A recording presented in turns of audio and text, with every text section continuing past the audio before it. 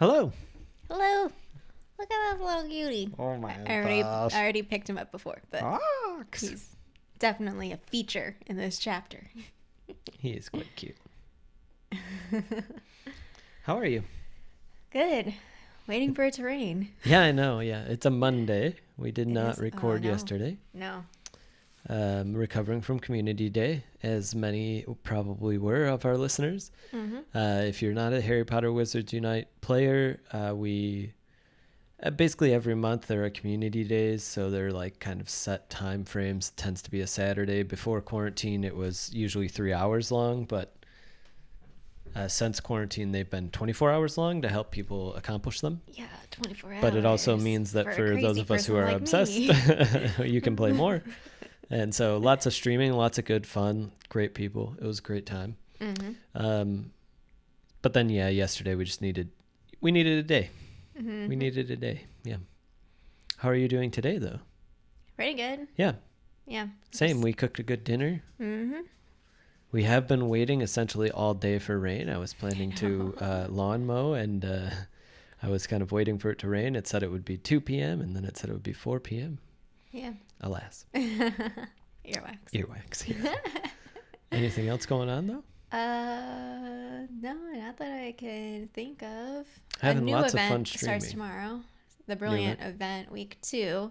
We got newfoundables. I don't know if we talked about that last time, but Draco Malfoy is in the game with Marcus Flint. And then there's more Quidditch stuff. That's why I brought it up. So this second week is also Quidditch themed. Brilliant McGonagall is going to be here. Brilliant other things. And yeah, we're closing in on 11 months. So I should make that video because I have some thoughts about where they could go. I don't know. This chapter in particular really set me off. This with book Wizards chapter? Unite. Oh, dear. Okay. Wow. Should we get into it then? Yeah. All right. Wand's ready. Turn to page 306. 300. The Heir of Slytherin. Today's lesson is called Nearly Immortal. Synopsis. It's a long one. The chapter begins with Harry nervously entering the Chamber of Secrets, prepared to close his eyes if the basilisk appears. He comes across Ginny's unconscious body, and while trying to rouse her, he encounters a strangely blurry Tom Riddle, who declares that Ginny won't wake and steals Harry's wand. As Harry tries to comprehend what is happening, he manages to provoke Tom Riddle into revealing that he coerced Ginny into all sorts of actions over the year, culminating in having her take herself down to the chamber. He tells Harry that the diary has been the medium through which he has intertwined his soul with Ginny's. Wow. Jenny. That's weird. Ginny's like one of my favorite characters. And that he is finally about to subsume her entirely. Riddle also declares that Ginny is merely a pawn in his new goal to confront and destroy Harry, whom he is obsessed with, because he, Tom Marvolo Riddle, reveals, "I am Lord Voldemort." During Riddle's diatribe, Harry defends Dumbledore and declares that Riddle will never win. In response, Fawkes arrives with the sorting hat, much to Tom Riddle's amusement. Riddle then summons the basilisk to kill Harry. In the fight, Fawkes blinds the basilisk. Harry pulls a sword out of the sorting hat and manages to slay the basilisk at the cost of a severe poisonous bite. As Harry begins to die, Fawkes' tears heal his wounds, and before Voldemort can attack with Harry's wand, Harry instinctively plunges a basilisk fang into the diary. Ginny awakes and recounts her guilt, and Harry and she leave the chamber, find Ron and Lockhart, and ride Fawkes back to the girls' bathroom. Poor Ginny. She's just Poor so sad. Ginny. Okay. I don't remember this chapter being so intense. I mean, I don't know. It's very, very, very, very intense. Harry asked Tom Riddle, "Are you a ghost?" And it brought me back to our previous conversations about how prevalent ghosts are in this book. So we have Nearly Headless Nick and the Death Day Party. We have Moaning Myrtle, pops in and out a lot. We have Bins. We have this weird Tom Riddle thing because he's not exactly a ghost. But what I wrote is that perhaps it's just, I mean, we've already talked about how the tone of this book is a lot more serious than or darker than before, but I think it's because what I'm taking away is that Hogwarts is haunted by past witches and wizards. So the history lingers into the future, still persisting. The memories are living. They're living on. And it's in this like metaphorical sense of like, or how it, I mean, obviously it's not real to capture a memory in the form of whatever this is, but like you can think about it metaphorically, like in the real world or in the muggle world, of how we preserve things and how things carry on, even though things have happened in the past. So past conflicts and whatever it is that we want to identify. So in this case, we have the conflict between this superiority thing with blood purity. But that even though things happened in the past, it still lives on. And something, I mean, we'll get to it when the conflict happens, but something that stood out to me more this time was so we know about Salazar Slytherin, and we know that he had this like other perspective of what Hogwarts should be, and that came into conflict with the other founders. And I guess I could have like went more into the research of the history of that, because in our little chocolate frock cards, that like it says on there that Godric Gryffindor and Salazar Slytherin had like conflict, but how it comes out again literally in the form of you have Slytherin's basilisk and Gryffindor's sword, and like it's like present day conflict on old conflicts, I guess. So that was really fascinating to me.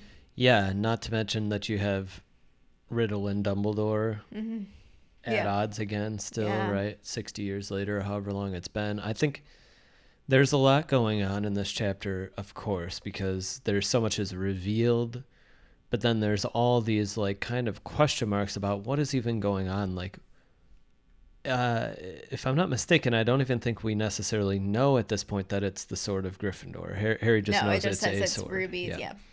And I think like it's the best part to me of the chapter is the fact that like it's very instinctual. So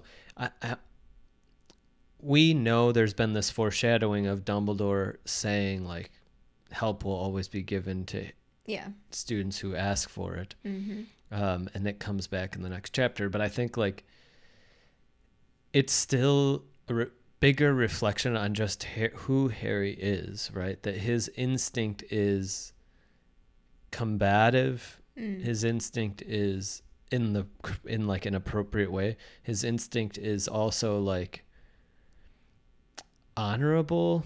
He's very sincere, right? Where Voldemort / Tom Riddle he declares that he has basically completely conned Ginny in magical sense, but also like in a very emotional sense.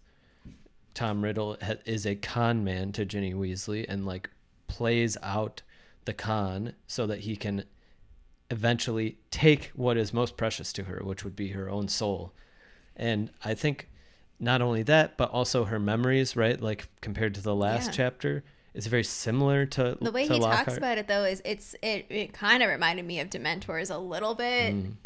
Like he's basically, he is, the way he phrased it about being more powerful due to her fear, her insecurities, and like how he weaponizes that against her, in the sense of like in such a manipulative sense of he's trying to gain her trust, and she's like, oh, you're such a great friend, like blah blah blah, I can carry you around in my pocket, and like you have this young girl who is just navigating a sea of emotions and just being a kid, you know, and dealing with all this stuff, being manipulated by this 16-year-old whatever this thing is, and for his own gain, and it's completely insane. I mean, something that I thought about Harry, you were talking about like Harry's reaction, is that once it is revealed, then he becomes combative, because I found it so innocent and pure still that he's kind of like, help me, Tom. Like he doesn't recognize it. Even when his first instinct is not suspicion. Yeah, even when he realizes, oh, hey, he has my wand, he's like, oh, thanks. You know, he asks multiple times. Yeah, he's like, And then it And some of his focus is just so much on Ginny. He doesn't even care that Tom Riddle is there, whereas Tom Riddle is obsessed with the fact that Harry is there. I think it goes back a little, so maybe this is the right time to kind of get into this, but the research that I did was on phoenixes, and that's where I kind of wound up coming up with the title of Nearly Immortal, because I want to contrast like phoenixes and what Tom Riddle is trying to do. And not only that, but the basilisk, which was, it sheds its skin and all this type of thing. And it seems to live a very long time, 1,000 years maybe. But here's a lot of information on phoenixes. So usually phoenixes will nest on mountain peaks, and they are gentle herbivores that are not known for fighting. As phoenixes approach their burning day, they resemble a half-plucked turkey. The bird suddenly bursts into flames. So we saw this earlier in the book, like, only to rise from the ashes shortly after. In a number of days, they grow back to full size. Thanks to this ability, phoenixes live to an immense age, perhaps even forever. Of course, they don't know for sure. It is a possible rare corporeal form of the Patronus charm, and it is in fact Albus Dumbledore's Patronus, which we see in a later book. So we know some of how they look. Apparently their golden tail feathers are or can be very hot to the touch. Yeah, that's what Harry said. Yeah, but it's unknown if they're actually capable of burning somebody, as neither Harry nor Dumbledore get burned by them when they touch it. Yeah. So it's speculated that maybe Fawkes can control the temperature and simply choose not to burn. But of course, the most startling of the abilities is that burning day regeneration. So they have all these sorts of abilities, including being able to take the full force of a killing curse and still be reborn. They're immune to the gaze of a basilisk. Yeah. So they're immune to the gaze, but Fawkes did that because Harry is obviously not immune to the gaze.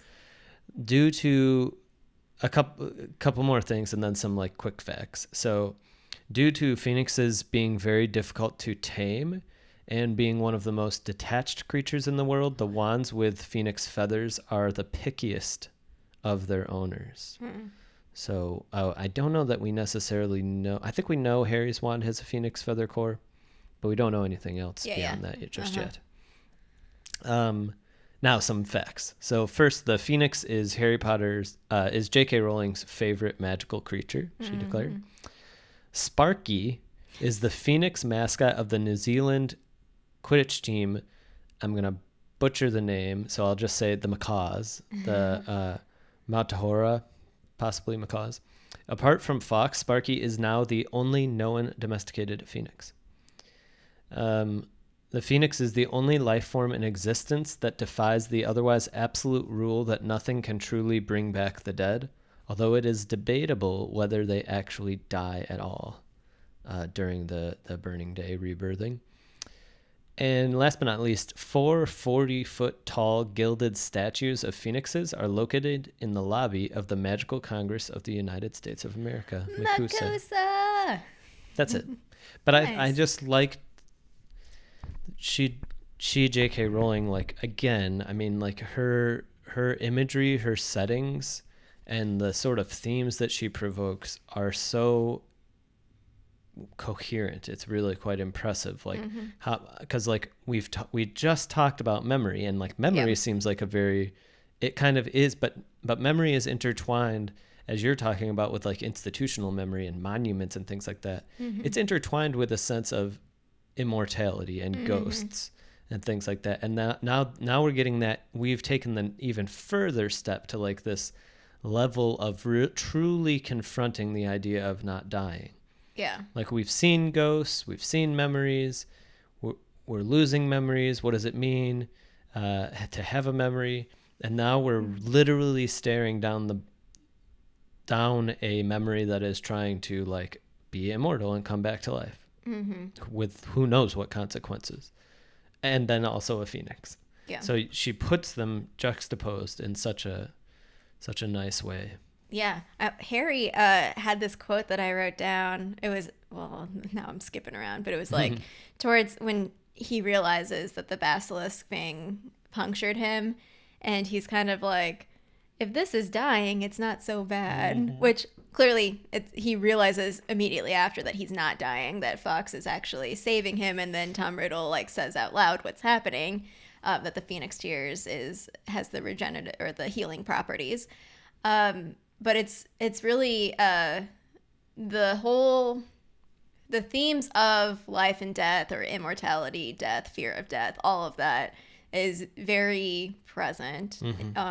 Even explicitly at some points where we're thinking about what in each year, what is Harry's perspective on dying? Like, what does it mean to him? I mean, he, as we will also find in later books, like more thinking directly about his relationship to death, his parents dying, him like escaping death, like all of this stuff is part of it.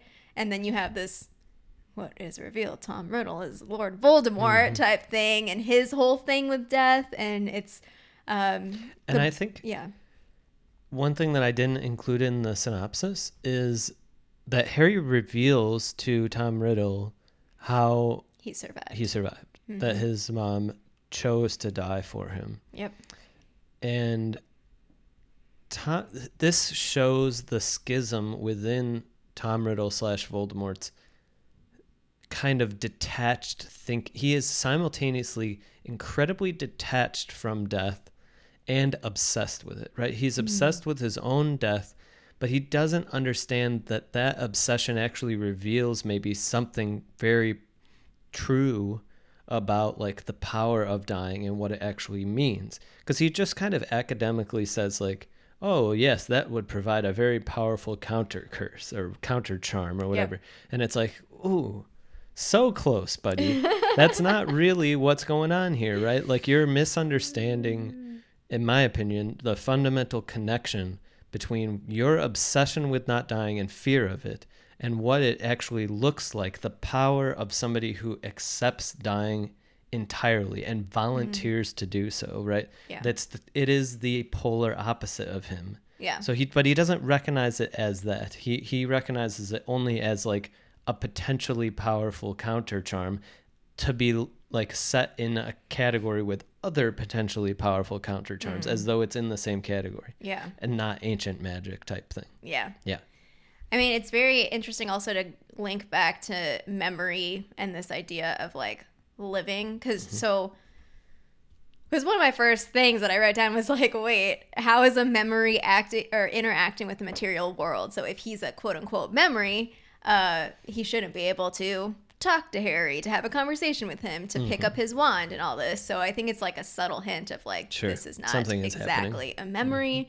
But to go back to the thinking about living forever through memory is also something I haven't really thought about that deeply with this series, but it kind of reminds me of narratives of like, you want to leave your mark on the world. And so we've talked about monuments and statues in the previous episode, but like, it's kind of this very interesting, if I'm going to call things, I don't know, I always resist to be like, oh, everything's like, this is like human, like what, like this is just natural for humans to do, because I have no other explanation, but humans seem to uphold this narrative of like, to be alive and exist, to have it worthwhile or something, to be a good person, whatever it is that you want to fill in, you should leave your mark on the world that lives beyond your actual physical self, which is a fascinating concept, because you could have the sort of like not that perspective. What does that look like if you just exist without having a desire to leave your mark or your name or your legacy or anything? What does that kind of existence look like as a person? And it's just really fascinating, because Voldemort to me is the very extreme, like taking it to the extreme of like, he actually doesn't want to die, he wants to like exist forever. But I think it's incredibly fascinating as well to think about Voldemort and Lockhart and just how close together they truly are in these two chapters. Like, they are denialists, they're liars, they completely fabricate things in order to get what they want, and it's done via memories. It's done via, like, the medium is a memory. Yeah. There's an irony in the diary in the sense that, like, until this moment, Tom Riddle never told the truth about what actually is going on. So, like, he preserved the memory, but the memory itself is not true. Yes. And then when he finally reveals the memory, it's his deathbed, right? He gets stabbed by a basilisk thing. But I do think we will for sure come back to talking about the diary probably around book 6 in a few years from now. Yeah. But I'm really looking forward to that. I mean, the way, because I had a lot of thoughts. First of all, this was the first chapter that I remember since we started the podcast where I didn't even bat an eye. I just kept flipping the page into the next chapter and started reading. And then I was like, no, I need to stop to make sure that I, like, I know what's coming, but I like to make sure that I'm talking about the specific chapter as much as possible without blurring it too much. But I think, there's just the diary. The diary has always been the most fascinating one to me. Yeah. To think about, because it's like totally different quality, and I think it has something to do with the time frame of its creation, and the purpose of its creation is maybe a little bit different. It is very experimental, and it's a very, very powerful one compared to the other ones that we know about. But I think, like, just the whole book coming down to, like, memory and manipulation, and we're not done in the next chapter. Like, we're not done. There's still more. Because we've had these manipulative characters throughout. Yeah. And one or two are yet to be revealed, and I think they'll be equally interesting to juxtapose, right? Lockhart has been manipulative, and Tom Riddle was manipulative. And, like, we see the ramifications of that, and then what are going to be the ramifications of these last two characters being Dobby and Lucius Malfoy, to sort of put a bow on this story of, like, how you manipulation and, like, it's the cruelty of it, right? Yeah. When you don't start from the truth, it obscures everything, right? Yeah. You remove the ability for people to make decisions about their lives, to make choices in true circumstance as opposed to lies. So then you'll never truly know, like, it bothers me. I mean, if I were to try to do one thing, or, like, a principle to try to do, is to tell the truth, because I think it's just so difficult. And I struggle at times with, like, expressing all of the more deep truths that I feel. But I think, like, it's such a critical project, because when you don't, and, like, we see in the past two chapters, it just completely, it's just horrible. It's horrible to me. The last two chapters are, when we go on and keep reading, I wonder if I will stay on this, but for me, they're the hardest two chapters of the whole two books that we've read so far, in the sense of, like, what the themes, the things that are at stake to me are just monumental. They're terrible. Yeah. So there was a parallel that I wrote down that, so Harry, again, is confronted with the master manipulator, because I'm excluding Lockhart from this, because last book it was Quirrell, and so he's face to face with Quirrell at the end of the first book. There's this reveal, and you're like, oh man, I didn't see where that was coming. I mean, it's kind of interesting also because Harry goes into these, like, situations with friends or with people, and then ends up, like, by himself for that final confrontation. So now we have Tom Riddle, who we find out is Lord Voldemort. And I don't know, it's just interesting to have that parallel. Like, it's slightly different, but it's a similar sort of thing. Like, you're building up to this, like, Harry confrontation with whoever it is. I mean, there was kind of like a mini confrontation with Lockhart as well. That's why they kind of pushed him to be like, all right, let's go down here. All I feel towards Tom Riddle when I'm reading this is I just feel so sad.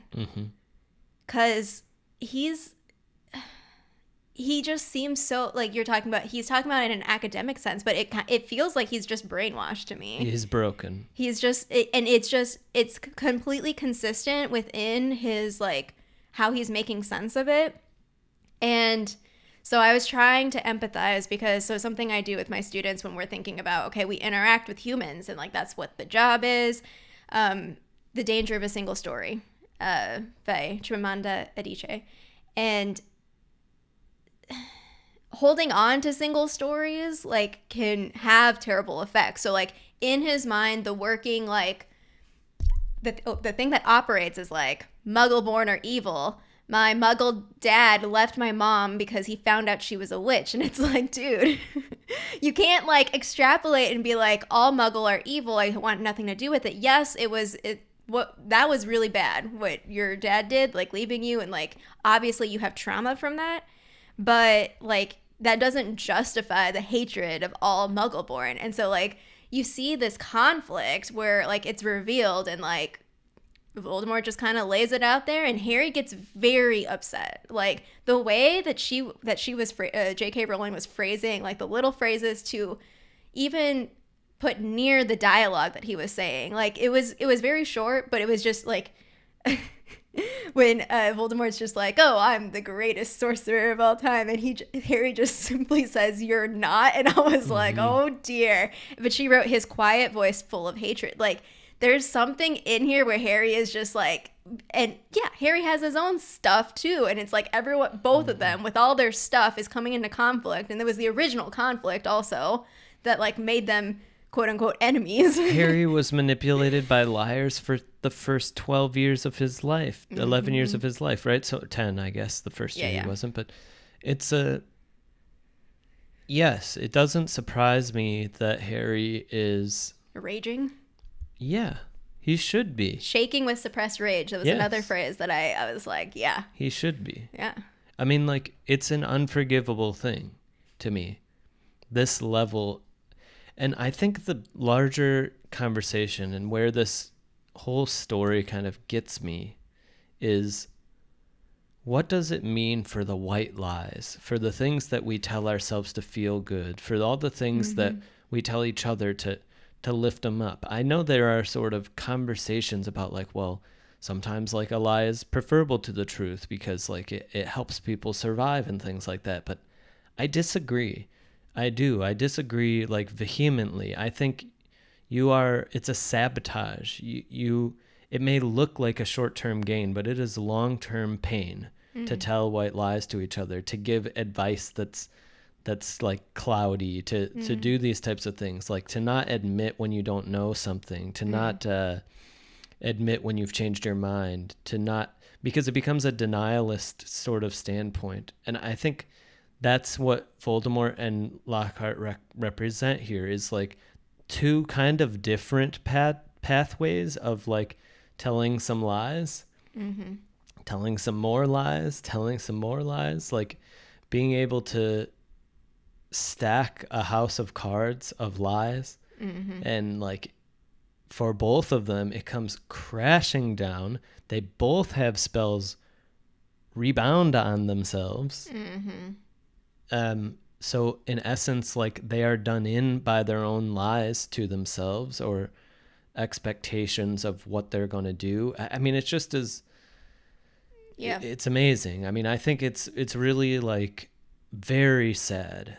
This to me is it might actually be the saddest book. It's just so sad to see these people. Like Tom Riddle is 16 years old. Yep. And this is his memory, and he has manipulated people, and the hatred that he feels, but the willingness to cloud that hatred and sheathe it in like armors of lies and like all this. And Harry's like, I bet Dumbledore like saw right through you or whatever. Yeah. And later on we realized that like, no, Dumbledore didn't. Like he was somewhat suspicious, but like he didn't know. You can't see through lies. Like the onus is often on the liar. Like that's why when a liar gets exposed, like it's really it's really a sensitive moment because it's very hard to sort of like I always wondered like in the follow-up here, and I'm not sure that we ever really get a lot of clarity about Lockhart in particular, because he is of course quite different than Voldemort in a lot of ways as well. But like, what do people actually think about him, right? What does he lose fans? That, you know, all this stuff that we don't necessarily get clarity on. And I think the answer is no. I mean, I think people probably see it as like a tragic story. I doubt that it fully gets accepted as like what actually happens, whether even if it becomes public. I don't even necessarily remember if that's part of the story. Yeah. But it's just very sad. And when we see him in Order of the Phoenix, Book 5, it's just equally sad. Man, oh man. Super sad to see the ramifications of living that type of life. Yeah. You're reminding me once again of my kind of more extreme stance that words matter because they have power, because they create a sort of, it creates reality. Yeah, so, words are not descriptive, they're generative. Like you even when you describe things. You create, you build up monuments, you build up ideals in your head, heroes, villains, all that type of stuff. And I think that's why what fantasy does for me so well, is it lets me actually like confront the things that I do that I don't actually recognize myself doing, like making people into heroes, or like not paying attention to people's faults, or overburdening a different person with their faults because maybe I don't like them or something like that. Yeah. I mean, that's, so going back to Lockhart, like, yeah, perhaps he probably, I mean, he might have lost a few fans, but I feel like because his focus was literally on his brand image, so like that constructs this reality that is the foundation for anything that follows. So, and I mean, we also see this with like different kinds of public figures, and then if like a scandal happens, like how do people react? I mean, it kind of like depends on what is already in the back of people's minds. If you like, and this is also going back to like the lie thing, like you uphold people because it's like what everyone else is doing, but like secretly you're like, no, this is a garbage person. The second that they mess up, and then the whole audience flips and you're like, wait, what's happening? So it's very fascinating how like, because there's like very, as I'm saying that words, discourses matter, it's both like what is publicly open and what is like privately withheld inside. Yeah. Lockhart is a photoshopped wizard. He photoshops his life, right? So I've always had conflicting feelings, like without getting too much into it, because it's not worth really getting into on the podcast, but like things like Instagram photoshopping and that type of stuff, I'm deeply saddened by it. It's really sad. Even when there's like body positivity kind of attached to things like it, I think it's a short-term gain of body positivity when you do that type of stuff. Truly like being yourself and showing yourself, warts and all, is much better. I mean, it's so much more freeing in my experience. When I used to like be a bit more vain or worry about different things like that, it was such a focus of my life. And then once I stopped doing that, it freed myself so much more, you know? I mean, I have other problems, but that one is not one. Yeah. Social media gives me hardcore anxiety. I don't you know go this. On social media. You know that I literally said to you yesterday or the day before, I hate Instagram. Like, I don't like the polished stuff. I don't like how it actually affects me. Not just like when I'm seeing stuff in the moment, but it's like, it's this thing that it's like interactions that happen over and over. So going back to the neural pathways stuff or whatever, it just continually gets reinforced. Death like, by 100,000 paper cuts. Yeah, right? This is like how we interact, and then it just like feeds off, and then like I post something that's like, hey, look at me, and then that's like all I see when I'm on social media, and I have to really pay attention to how I'm reacting, even in my kind of subconscious thoughts, because it affects like everything that I do. And it's like super fascinating how we do this to each other. It's not necessarily from a malicious thing of like, oh, I'm out to like make people feel bad, because part of it does come from like I would like some validation as a human that I'm like worth something. Yeah. And it's just this very crazy thing that we've been existing in for the past, I don't know when Instagram started, decade or so. I would never say that, in the spirit of truth, I would never say that I'm not torn about it. Yeah.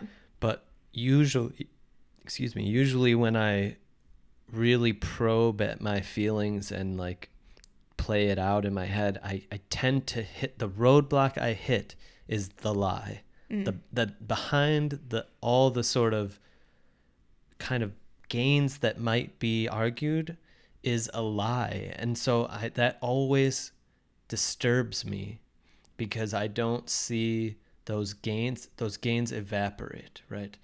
Anything that like is sort of gained for me, and again, like I can't comment on other people, but I worry about it. Like if I'm lying outwardly and I start to get like self-esteem from that, it's built on a lie.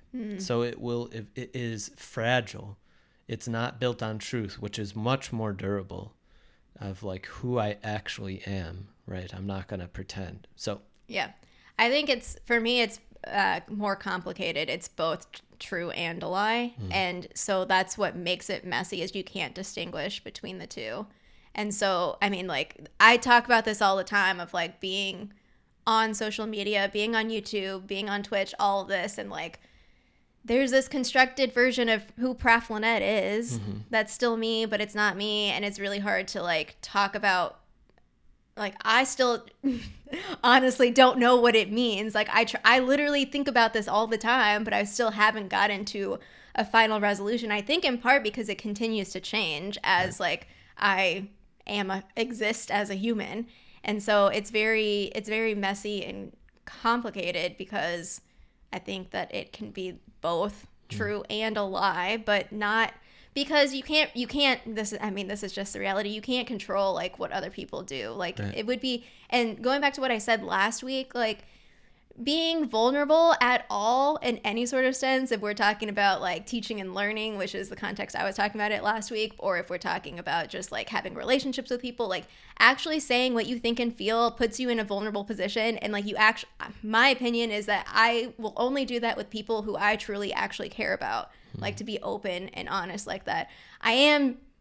I would say more open and honest as a public person than like I should, maybe. I don't know. If I had a PR person, maybe they'd be like, hey, maybe you should tone it down with like your personal stories.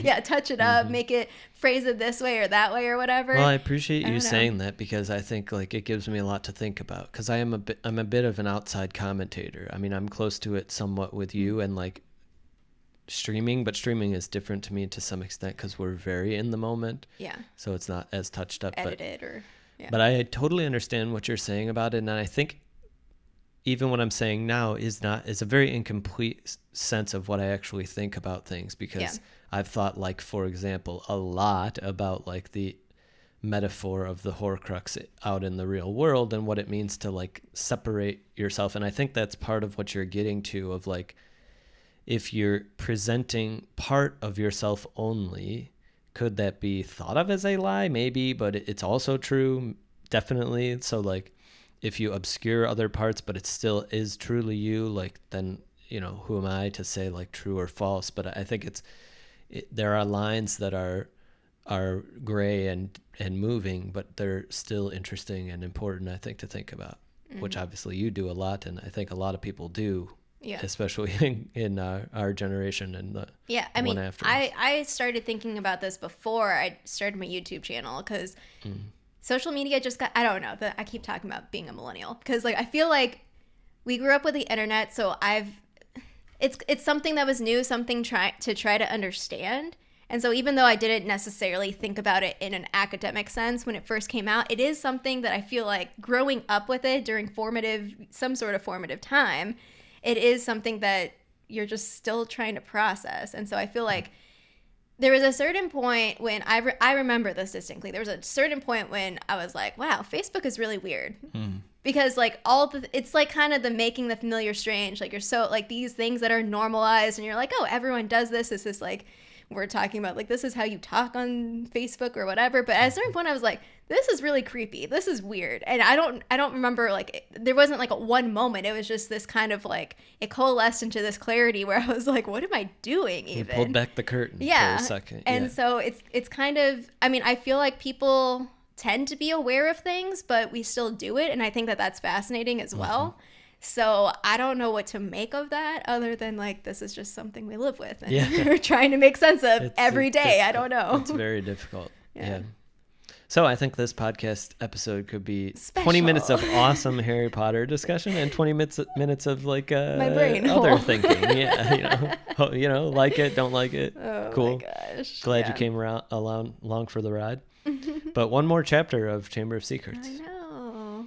Pretty intense. We did Pretty it. intense. Yes, we did. Oh, I should have saved some things for the whole book episode. Oh yeah. Well, I'm sure we can We talk can about find it other again. Maybe things. our thoughts will have clarified even or gotten more murky. Who Yep. knows? But anything else? No, that's all. All right, cool. Till next time. Wands Wands ready. ready.